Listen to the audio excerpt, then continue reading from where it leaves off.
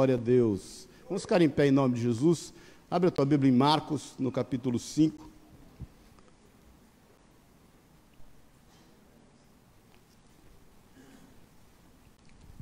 Você só não deu um abraço ao teu irmão ainda, né? Dá um abraço ao teu irmão aí na frente, atrás. Fala, eu te amo. Fala para ele, cheiroso. Domingo você fica mais bonito.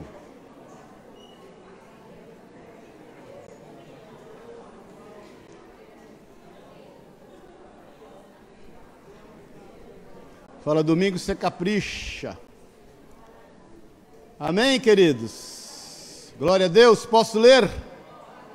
Quem está vivo, diga amém. Amém.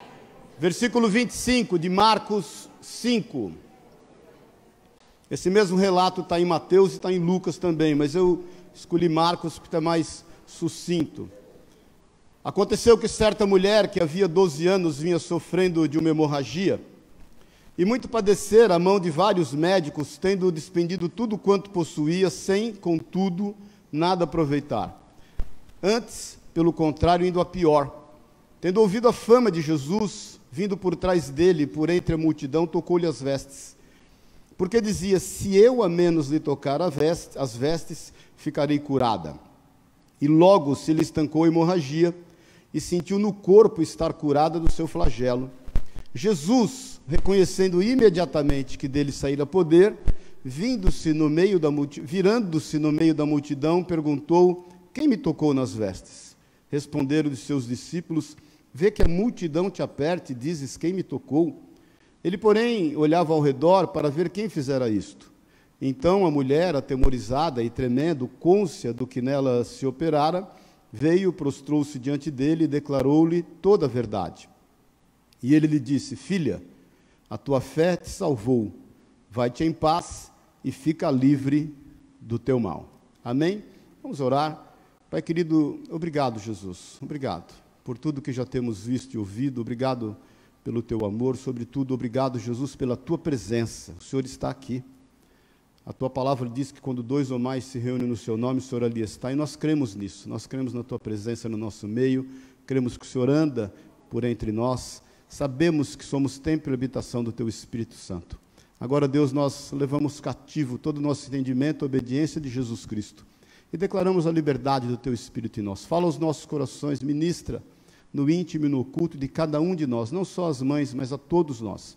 É o que nós pedimos em nome de Jesus, é o desejo do nosso coração. E isso nós pedimos para louvor da tua glória, que todos saiamos daqui cheios, repletos, para louvor do teu nome. Nós repreendemos o que não é teu e o que não pertence a ti, em nome de Jesus. Amém e amém. Pode sentar-se. Eu gosto muito dessa passagem, porque fala acerca de uma mulher que está administrando uma série de mazelas na sua alma. Para você ter uma ideia, dentro da cultura judaica, uma mulher com uma hemorragia, com fluxo contínuo de sangue, ela era comparada a um leproso. Ela não poderia conviver socialmente, ela não tinha vida social. Há quem diga, né, alguns teólogos até discordam, acerca de um vale onde essas pessoas habitavam. Há algumas controvérsias quanto a isso, mas a gente sabe que socialmente ela não podia ser tocada, ela não podia tocar ninguém. Então você imagine uma mulher que passa a ser desprezada, ela passa a estar andando sozinha, ela obviamente por ser desprezada e caminhar sozinha, ela é carente de afeto, carente de abraço, carente de relações. É bem verdade, a gente sabe disso, né? Porque nós fomos formados por Deus para andarmos em bando, para sermos sociais. Quando nós somos destacados disso, dessa vida social, dessa relação do nosso meio, a gente fica uma presa muito fácil. Eu sempre digo que uma presa fácil é uma presa isolada, não é verdade? Uma presa que anda sozinha é uma presa mais fácil de ser atacada. Então, ela tornou-se isso. Muitas vezes nós, em função de algumas situações da nossa vida, a gente vai se sentindo isolado, desprezado, o telefone já não toca, os amigos já não vêm, as pessoas já não nos abraçam, elas já não nos compreendem, os nossos pares já não são pares, a gente passa a ser ímpar, não é verdade? A gente parece que está com uma doença extremamente contagiosa, quando na realidade a gente não precisa de nada, a gente só precisa de afeto, de carinho, de amor.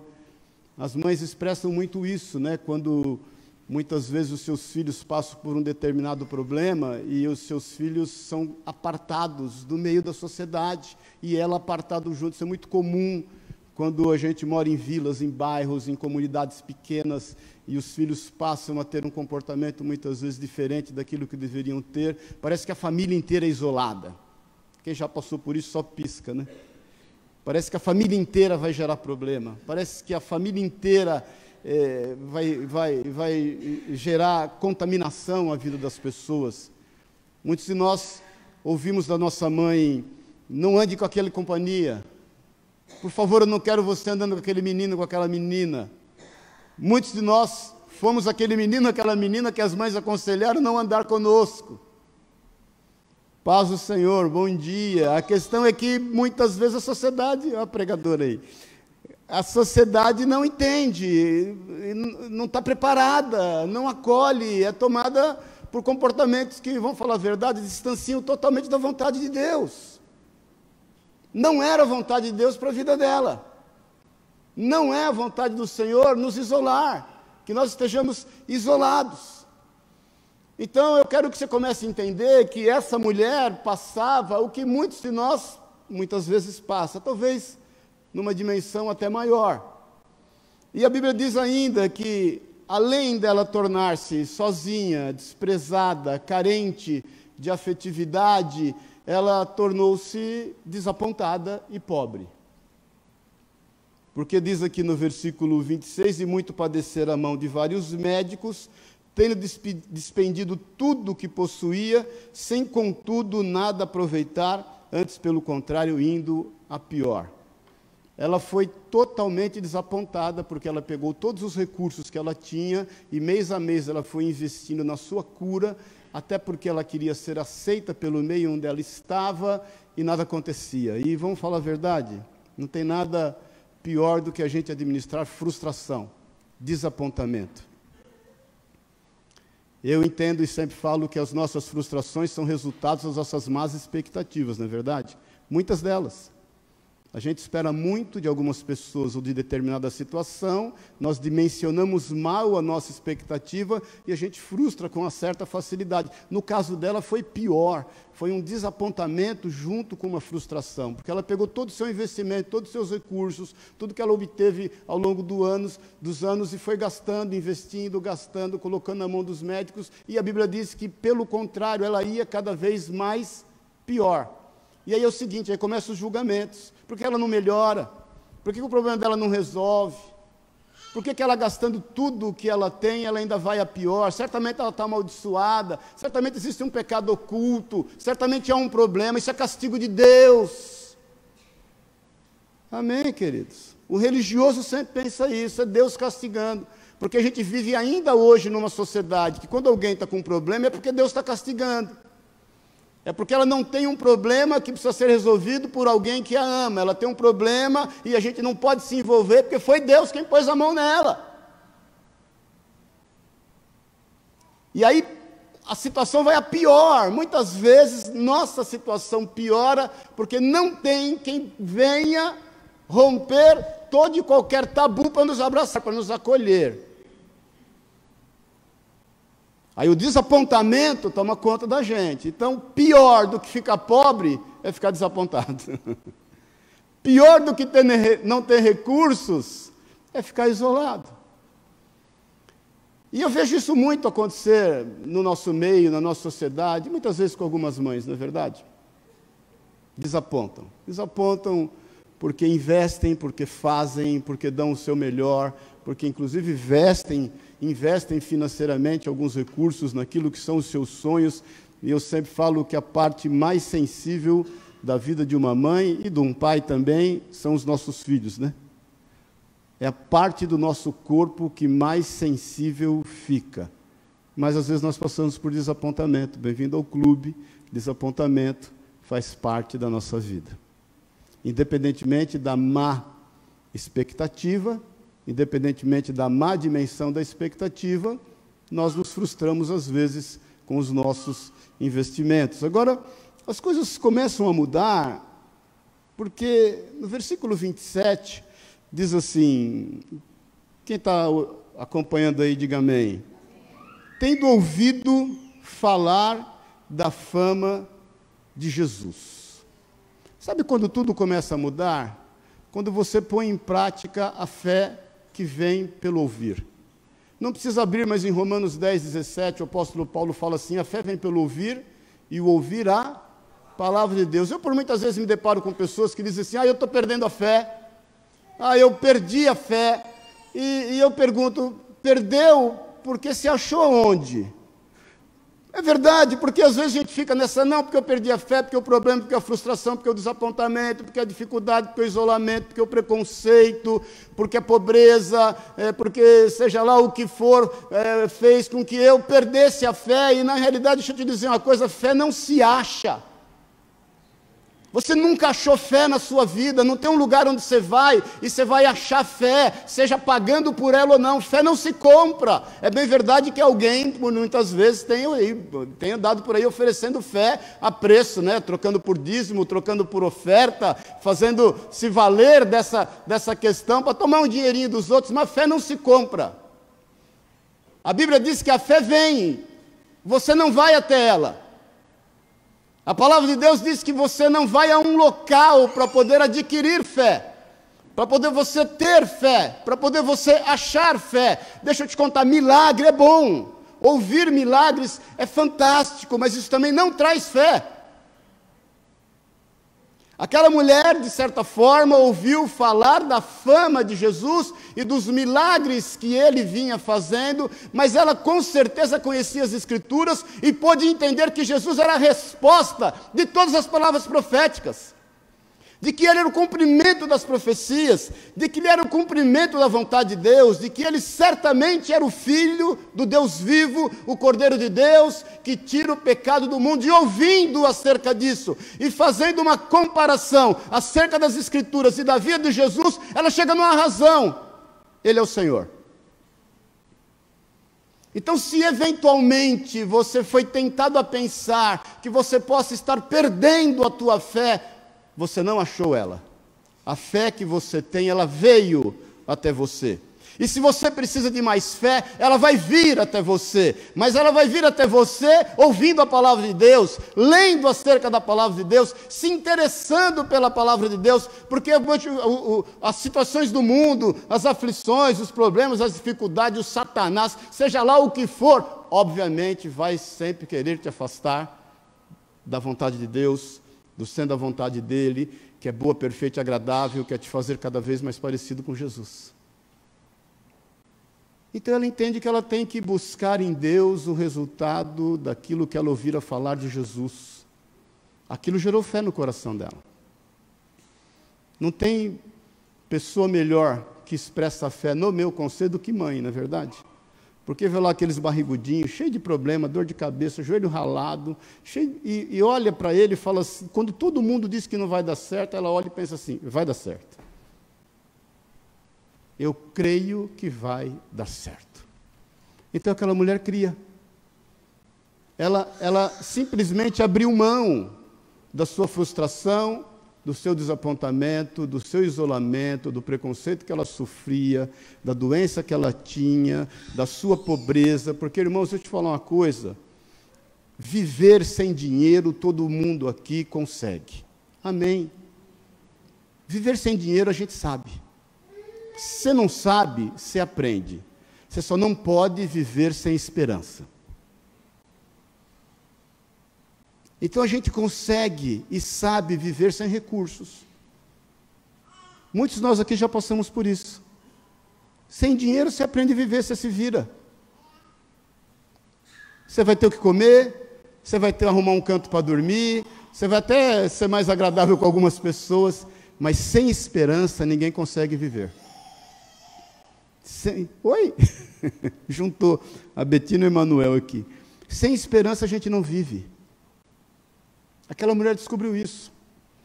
Ela aprendeu a viver sem dinheiro, ela aprendeu a viver sem amigo, ela aprendeu a viver isolada, ela aprendeu a viver com as suas mazelas de alma, ela aprendeu a administrar as frustrações, mas ela sabia que sem esperança ela não podia viver.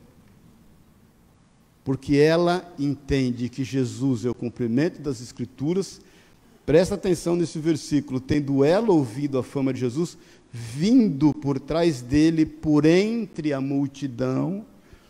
Porque quando você tem esperança, e você tem esperança porque crê, presta atenção no que eu vou te falar. As adversidades, as oposições e as dificuldades da tua vida são combustível para você buscar aquilo que o Senhor colocou no teu coração. Porque quando ela planeja tocar as vestes de Jesus, não pensa você que veio ali uma miríade de anjos, uma legião de anjos, foi abrindo espaço para ela estar facilmente tocando Jesus. Ela se deparou, lidou com dificuldades, com problemas, com adversidades. Havia uma multidão, todo mundo estava cercando Jesus. Todo mundo precisava de um milagre de Jesus. Todas as pessoas queriam estar ao redor de Jesus. Ela podia se deparar com aquilo e falar: não dá, eu vou incomodar, eu de novo vou atrapalhar. Não se esqueça que ela tinha problemas na sua alma. Mas ela faz daquilo porque crê, e até porque ela aprendeu a viver sem dinheiro e sabia que esperança não podia faltar, que ela faz da dificuldade o combustível para realizar os seus sonhos. Eu não sei você, irmãos, eu Maurício, particularmente, eu tenho dificuldade em administrar elogios, mas eu tenho muita facilidade em administrar dificuldade. Bom dia, paz do Senhor. Eu tenho muita facilidade quando eu vejo alguma oposição, alguma dificuldade, algum desafio, eu vou para cima. Eu tenho dificuldade de administrar elogio, eu tenho dificuldade de administrar facilidade, eu tenho uma certa dificuldade em administrar muito abraço, muito beijo. Amém? Sou normal, bom dia, paz do Senhor. Cada um tem uma característica, cada um tem uma forma, mas as adversidades, as conversas contrárias, os julgamentos, as maledicências, as oposições de forma geral, para mim sempre foram combustível para ir buscar aquilo que eu creio que Deus tem na minha vida e através da minha vida. E eu quero fazer isso extenso a você. Seja qual for a dificuldade que você esteja passando, enfrentando, que você faça dela um combustível para efetivamente tocar no Senhor, para efetivamente ir adiante, ir à frente, porque você já aprendeu que sem dinheiro você vive, mas sem esperança não. Para que você não se entregue no meio das oposições, elas virão, conte com elas, faça delas bom uso. Porque afinal de contas o Senhor nos chamou para dar certo, para as coisas acontecerem em nosso favor. A Bíblia diz que todas as coisas cooperam, concorrem conjuntamente para o bem daqueles que amam a Deus. Então olha para mim um pouquinho, se deparou com dificuldade, vai para cima, creia. Você está aqui hoje porque a tua mãe pensou assim. Amém, querido? Porque quando eu olhava você lá atrás, aquele narizinho escorrido, com aquele cheiro que só a tua mãe para aguentar depois da escola, todo ralado, muitos até o joelho maior do que o ombro, a cabeça maior do que o tronco, e só tua mãe para olhar e falar: não, esse menino, essa menina vai dar certo, vai casar bem. Você é casado aí? Quem é casado, diga amém. Fala para o seu marido aí, você é profecia da minha mãe na minha vida.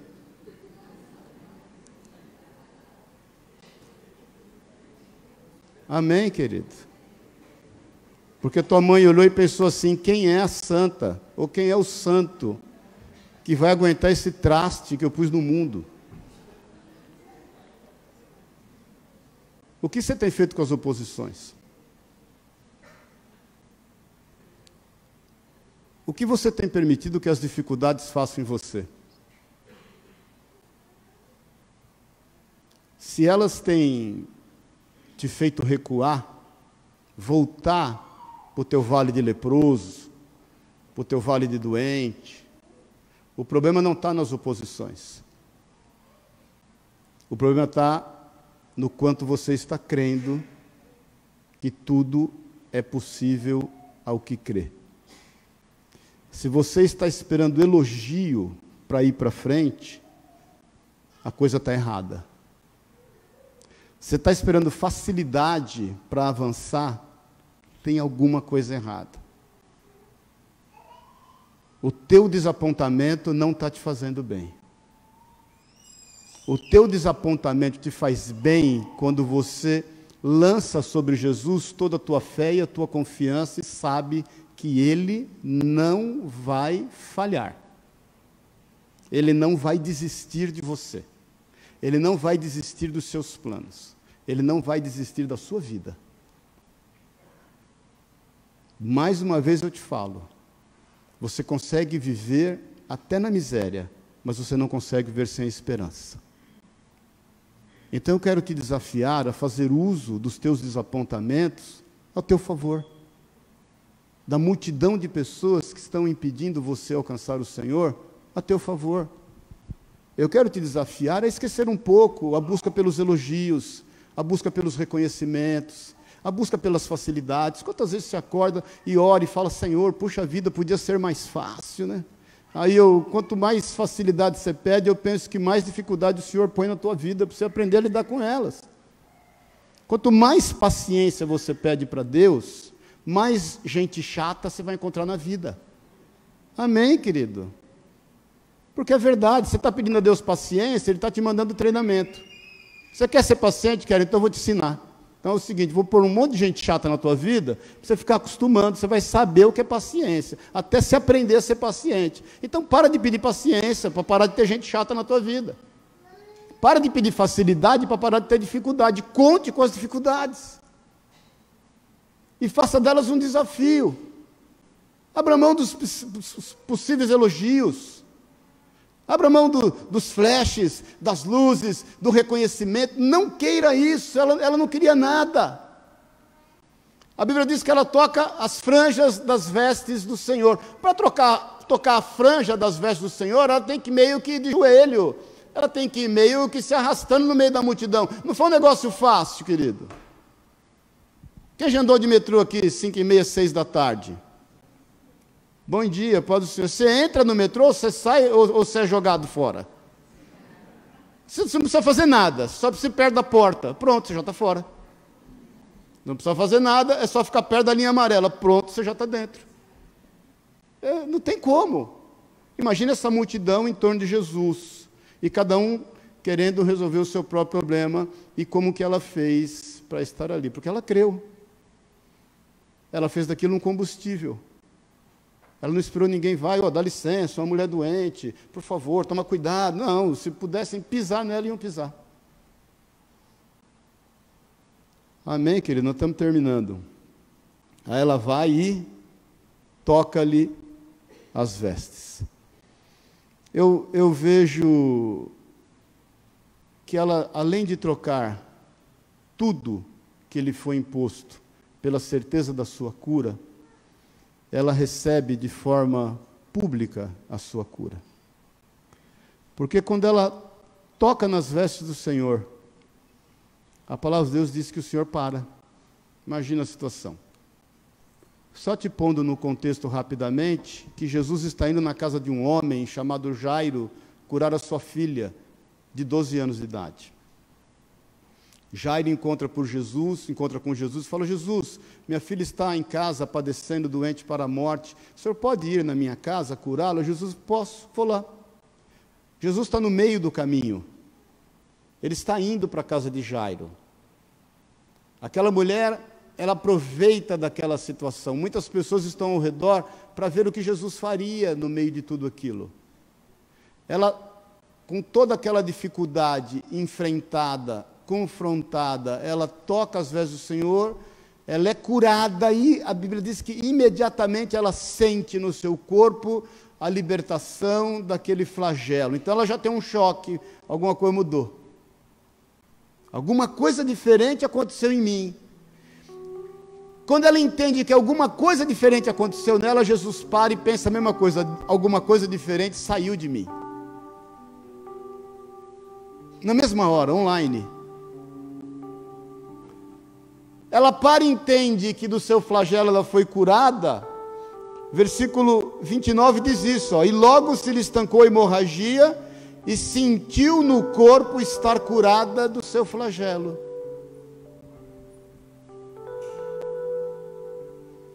É quando você, tentando um sucesso, de repente se depara com ele.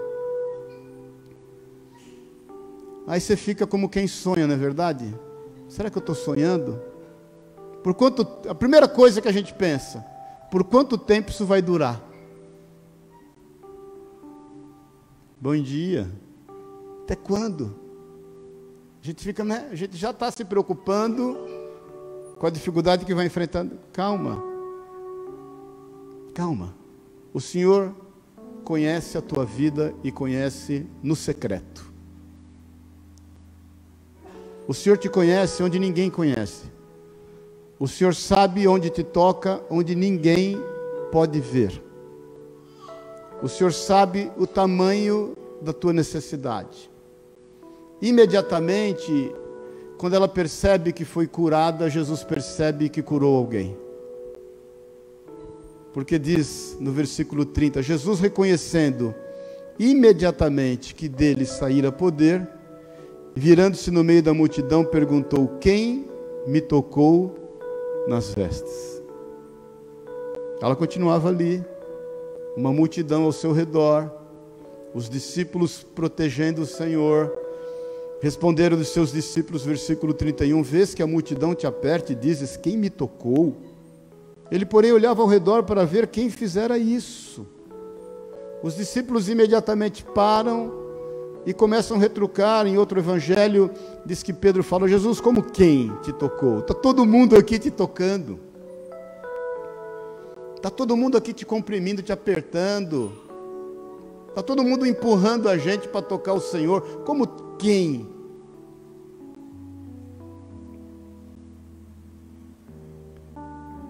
Eu vou te falar algo em nome de Jesus e eu espero que você tome posse na tua vida.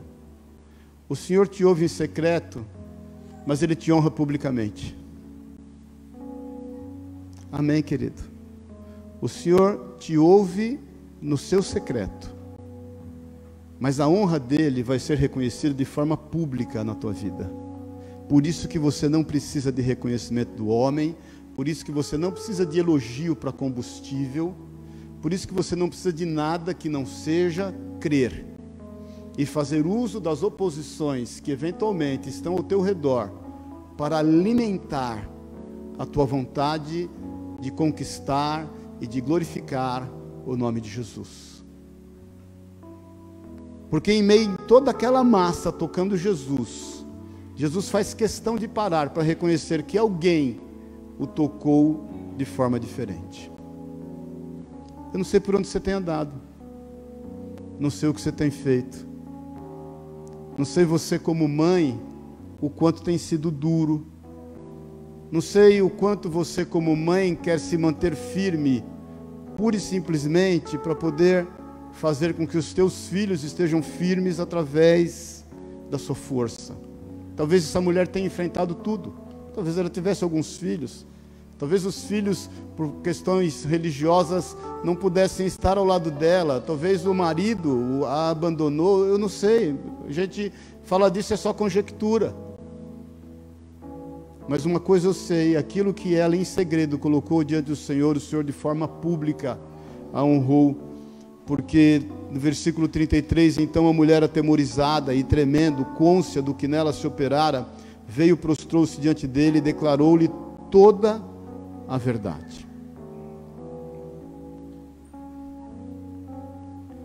Eu fico imaginando toda a multidão olhando e alguns pensando assim: por que ela, não eu? E pode ter certeza, as oposições vão continuar, as dificuldades ainda vão bater na sua porta, mas sempre de forma pública o Senhor vai te honrar, para que todos vejam que o Senhor é contigo, para que todos vejam que a fé honra a Deus e Deus honra a fé. para que todos possam saber que a palavra dele se cumpre com liberdade. Então, que estágio da vida você está, sendo você mãe ou não? Como é que você tem administrado as questões da sua vida? Ela foi curada. Jesus reconhece que ela realmente o tocou em meio a toda aquela multidão de forma diferente. E nós estamos terminando no versículo 34. Ele lhe disse, o que ele disse? O que ele disse, irmãos? Ele disse, filha. Ela já não era mais rejeitada, ela já não era mais a doente, ela já não era mais a pobre, ela já não era mais a carente, ela já não era mais a problemática, ela era filha. Então, nessa manhã, em nome de Jesus, ouça o Senhor te chamar de filha, de filho. Nós somos mais do que seus servos, nós somos mais do que seus amigos, nós somos seus filhos. E quanto a essa relação, a palavra de Deus diz que nós, sendo homens e sendo maus, sabemos dar boas dádivas aos nossos filhos. Se algum deles nos pede pão, nós não daremos a ele pedra. E se algum deles nos pedem peixe, nós não daremos a ele cobra ou escorpião, porque são nossos filhos. Então, mãe, mais do que tudo essa manhã, eu quero te desafiar a se sentir filha, porque você está se desgastando, você está muitas vezes sem dormir, você tem andado extremamente preocupada, você se sente um bicho fora desse mundo, um ET, ninguém te entende, as pessoas não te aceitam, elas não creem na sua verdade, as pessoas te julgam, pior do que julgar a você, julgam os seus filhos, julgam a sua situação, julgam o problema da sua casa, e cada vez mais você tem caminhado isolado. Agora não deixe de crer, não deixe de esperar em Deus, porque você já aprendeu a viver sem nada do que qualquer ser humano normal precisa para viver. Só não abra mão da esperança. E não pense você que as dificuldades que o Senhor tem permitido que você enfrente são para te humilhar, são para te derrotar. Pelo contrário, são para te fortalecer, para que você saiba não só a tua força, para que você saiba e reconheça quem é o Deus forte na tua vida. Porque Jesus é quem disse: sem mim nada podeis fazer. E que você, em nome de Jesus, creia. Passe por todas as dificuldades que estão diante de ti, toque nas vestes do Senhor com fé, creia, creia. E declare: Senhor, eu sei que Tu és o Deus vivo, o Cordeiro de Deus que tira o pecado do mundo. E as coisas por si, elas irão acontecer. Agora eu quero que você reconheça, em nome de Jesus, que a honra de Deus vai vir de forma pública na tua vida. É quanto a você como mãe, quando olharem para os teus filhos e dizerem assim: puxa, achei que não ia dar nada na vida. Olha ali. É quando aqueles que julgaram os teus filhos virão reconhecer publicamente de que Deus foi contigo e trouxe honra acerca da vida deles. E você que não é mãe, é pai ou pai, porque tem pai que é pai e tem mãe que é pai também, não é verdade? Pode ter certeza, meu irmão, Deus vai trazer honra de forma pública, quando as pessoas olharem para você e entenderem que não sabe como, nem porquê o milagre aconteceu. Quando todo mundo já estava com uma pedrinha na mão, ou uma colher de terra, uma pá de terra para jogar em cima, de repente, publicamente, vem a honra de Deus sobre a tua vida. Então creia, o desafio é crer. Amém?